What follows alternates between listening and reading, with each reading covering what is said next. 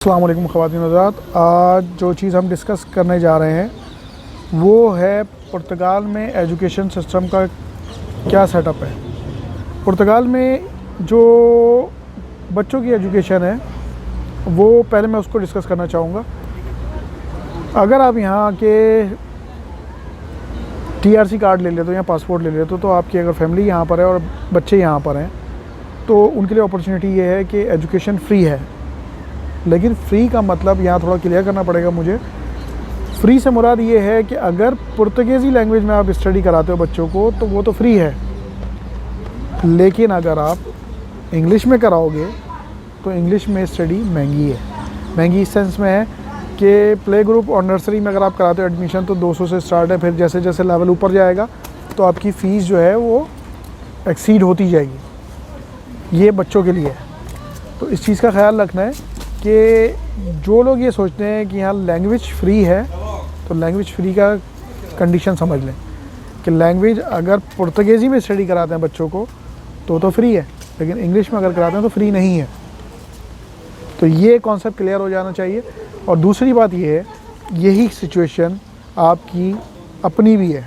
अगर आप यंग हैं, सही है, इमिग्रेंट हैं, तो आपके लिए भी यही कंडीशन है कि अगर आप यहाँ पर आते हो, स्टडी करना चाहते हो पुर्तगाली में, फ्री है, लेकिन अगर इंग्लिश में करना चाहोगे तो वो एक्सपेंसिव है। वो कितने की है, एवरेज और अप्रॉक्स दोनों बताता हूँ। स्टार्ट है 2500 से ऊपर जाती है, डिपेंड करता है कि एजुकेशन किस लेवल की है। जितनी हायर एजुकेशन होगी उसकी प्राइस जो है वो फीसेस वो एक्सीड करती जाएंगी।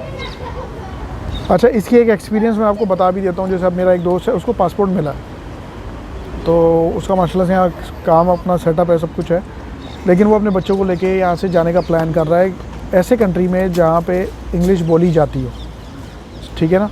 तो वो वहाँ की, मैंने उससे पूछा कि क्यों ले जाना चाह रहे हो, बोला यार देखो यहाँ पे इंग्लिश में पढ़ाना मुझे एक्सपेंसिव पड़ रहा है। तो उसने कहा बेहतर ये है मेरे लिए कि मैं अपने बच्चों को लेके किसी और इंग्लिश कंट्री मूव हो जाऊँ, क्योंकि इंग्लिश इंटरनेशनल लैंग्वेज है, वो कहीं ना कहीं काम आ जाएगी, ठीक है। किसी भी दुनिया के कोने में चले जाएंगे इंग्लिश आपकी बोली जाएगी, लेकिन पुर्तगाली जो है वो पुर्तगाल में ही काम आएगी, या इनकी कम्युनिटी जहाँ जहाँ पर है वहाँ काम आ जाएगी। फॉर एग्जांपल स्पेन में काम आ जाएगी, ठीक है, आपकी ब्राज़ील में काम आ जाएगी, इंडिया में गोवा का एरिया है वहाँ काम आ जाएगी। इस तरह बहुत सारे कंट्रीज़ हैं इनके जो इनकी कॉलोनी रह चुकी है पहले, वहीं तक काम आएगी। लेकिन सिमिलर भी हो सकती है और कंट्रीज़ में भी हो, मुझे आइडिया नहीं है इसका। जो जहाँ जहाँ होती थी वो मैंने आपको बता दिया है, तो वहाँ चल जाएगी। लेकिन इंग्लिश ऐसी लैंग्वेज है कि कहीं ना कहीं जाके आप उसको अवेल कर सकते हो। तो उसने मुझे ये बात बोली कि यार नहीं, मैं यहाँ इन्वेस्टमेंट करने से बेहतर है कि अपने बच्चों को ऐसी जगह ले जाऊँ जहाँ पे अगर मुझे फ़ीस भी देनी पड़े तो वहाँ अपॉर्चुनिटीज़ भी हों मेरे पास। तो मुझे उसकी बात समझ में आई, लेकिन हर एक का डिफरेंट माइंड होता है। लेकिन मेरा ये मानना है कि जब तक आप यहाँ हो तो यहाँ की लैंग्वेज तो आपको आनी ही आनी है, उसके बगैर आपका यहाँ गुजारा नहीं है। तो कोशिश करिए कि पुर्तगाली लैंग्वेज सीखें, ठीक है। और अगर आपकी फैमिली यहाँ है, बच्चे यहाँ हैं, तो आपको सीखनी पड़ेगी, लाजमी सी बात है। अगर फ्यूचर में आपको यहीं स्टे करना है पासपोर्ट के बाद भी, तो लाजमी है आपको करनी पड़ेगी लैंग्वेज, इसके बगैर आपका गुजारा ही नहीं है, ठीक है। तो ये बताने की वजह ये है कि लोगों को मिसकन्फ्यूजन होता है कि यहाँ पे पुर्तगाली फ्री है या हायर एजुकेशन फ्री है, सही है। तो ऐसा कुछ नहीं है।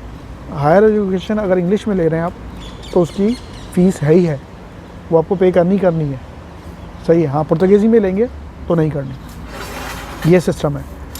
अच्छा, अगर आपको ये वीडियो अच्छी लगी हो तो काइंडली इसको लाइक, शेयर, सब्सक्राइब जरूर करिएगा। Thank you so much. अल्लाह हाफ़िज़।